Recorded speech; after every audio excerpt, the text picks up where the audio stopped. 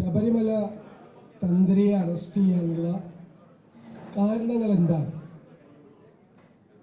അദ്ദേഹം ഏത് കുറ്റകൃത്യമാണ് ചെയ്തത്? ഏത് തരത്തിലുള്ള പങ്കാളിത്തമാണ് ശബരിമലയിലെ സ്വർണ്ണ കവർച്ചയുമായി തന്ത്രിക്കുള്ളത് എന്ന് SIT പൊതുസമൂഹത്തെ ബോധ്യപ്പെടുത്തേണ്ട ആവശ്യമുണ്ട്. തന്ത്രിയെ അറസ്റ്റ് ചെയ്തപ്പോൾ അത് മുഖ്യമന്ത്രിയുടെ ക്രെഡിറ്റ് ആയിട്ടാണ് CPM സൈബർ ഇടങ്ങളിൽ പ്രചരിപ്പിച്ചത്. അതിന്റെ പുറകിൽ ഒരു ഗൂഢാലോചന നടന്നിട്ടുണ്ട് എന്ന് ഞങ്ങൾ സംശയിക്കുന്നു. CPMനെതിരായി എല്ലാ ആക്ഷേപങ്ങളും വന്നപ്പോൾ അതിൽ നിന്ന് വഴി തിരിക്കുന്നതിന് വേണ്ടി മനഃപൂർവ്വമായി തന്ത്രിയെ അറസ്റ്റ് ചെയ്താണോ എന്ന് സംശയിക്കേണ്ട സ്ഥിതിയാണ്. തന്ത്രിക്ക് ജാമ്യം കൊടുത്തുകൊണ്ടുള്ള കോടതി വിധി ഒരു തെളിവിന്റെ ഒരു കണിക പോലും ഇല്ല എന്നാണ് അദ്ദേഹത്തിനെതിരെ പറഞ്ഞിരിക്കുന്നത്. ഒരു തെളിവും പിന്നെ ശേഖരിച്ചതായും SIT പറഞ്ഞിട്ടില്ല. ഞങ്ങൾ അന്ന് ജനുവരി 11 ഞാൻ തന്നെ പത്രസമ്മേളനം നടത്തി പറഞ്ഞു, തന്ത്രിയെ പോലെ ഒരാളെ അറസ്റ്റ് ചെയ്യുമ്പോൾ എന്ത് കാരണത്താലാണ് അറസ്റ്റ് ചെയ്യുന്നത്, എന്താണ് കുറ്റകൃത്യത്തിൽ അദ്ദേഹത്തിന്റെ പങ്കാളിത്തം എന്ന് വ്യക്തമാക്കേണ്ട ബാധ്യതയുണ്ട്. ഇനി മുൻ മന്ത്രിയെ അറസ്റ്റ് ചെയ്താലും അത് തന്നെ വേണം, എന്താണ് പങ്കാളിത്തം എന്നും. അത് പറയാതെ അറസ്റ്റ് ചെയ്ത് 40 ദിവസം അദ്ദേഹം ജയിലിൽ കിടന്ന് കോടതി പറഞ്ഞിരിക്കുന്നു തെളിവിന്റെ കണിക പോലും ഇല്ല. തെളിവിന്റെ കണിക പോലും ഇല്ലാതെ ഒരാൾ, ശബരിമല തന്ത്രിയെ പോലുള്ള ഒരാൾ 40 ദിവസം ജയിലിൽ കിടക്കേണ്ട സാഹചര്യം വന്നതിനെ കുറിച്ച് ഗൗരവതരമായി അന്വേഷിക്കണം. ഹൈക്കോടതിയുടെ മേൽനോട്ടത്തിൽ തന്നെ അന്വേഷിക്കണം എന്നാണ് ഞങ്ങൾ മുന്നോട്ട് ഡിമാൻഡ് വയ്ക്കുന്നത്.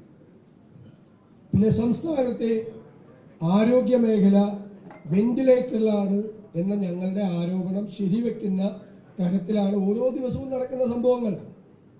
എല്ലാ ദിവസവും നടക്കുന്ന സംഭവങ്ങൾ ഒറ്റപ്പെട്ട സംഭവങ്ങളാണ് എന്ന് ആരോഗ്യമന്ത്രി പറയുന്ന കാര്യങ്ങൾ എല്ലാം ഇപ്പൊ ഒറ്റപ്പെട്ട ആയിരക്കണക്കിന് സംഭവങ്ങളായി, കേരളം മുഴുവൻ വിഷയങ്ങളായി.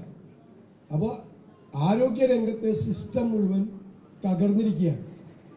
അതിന് നമ്മുടെ അപകടം മനസ്സിലാക്കേണ്ടത് വലിയ ബ്ലാക്ക് സ്റ്റോൺ പോലുള്ള വലിയ കമ്പനികൾ ഈ സ്വകാര്യ ആശുപത്രികളെ ടേക്ക് ഓവർ ചെയ്യാണ്.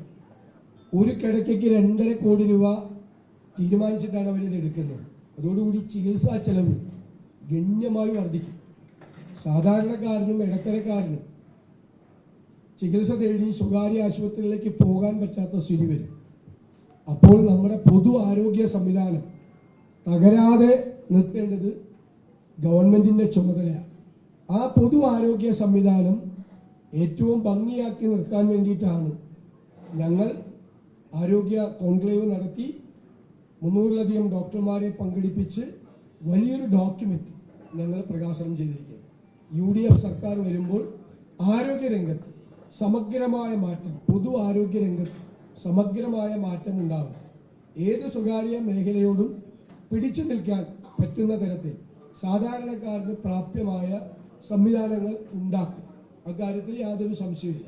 പക്ഷേ സംസ്ഥാനത്തുടനീളം വ്യാപകമായി ഈ സിസ്റ്റത്തിന്റെ തകരാറ് പുറത്തു വന്നുകൊണ്ടിരിക്കുകയാണ്. അത് ആവർത്തിച്ചുകൊണ്ടേയിരിക്കുകയാണ്. അപ്പൊ അത് ഗൗരവത്തോടുകൂടി കൈകാര്യം ചെയ്യണം ആരോഗ്യരംഗം എന്ന് ഞങ്ങൾ അഭ്യർത്ഥിക്കുന്നു.